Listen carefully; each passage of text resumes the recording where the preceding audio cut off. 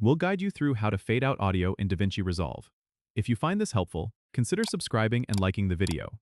First, open DaVinci Resolve on your computer and load your project. Next, go to the Edit page, which is represented by the Edit icon at the bottom of the screen. Once you're in the Edit page, find the timeline where your audio track is located. Hover over the end of the audio clip you want to fade out. You'll see a small white handle appear on the corner of the audio clip. This is your fade handle. Click and drag this handle towards the left. You'll see a fade curve appearing on your audio clip. The further you drag it, the longer the fade out will be. You can adjust the length of the fade to suit your needs. If you want to customize the fade further, right-click on the fade curve. A menu will pop up allowing you to change the fade type. You can choose between different fade shapes like linear, ease-in, or exponential, depending on how you want the fade to sound. Listen to the audio by playing it back to make sure the fade out sounds just right. You can always adjust the position of the fade handle or change the fade type again if needed. And that's it.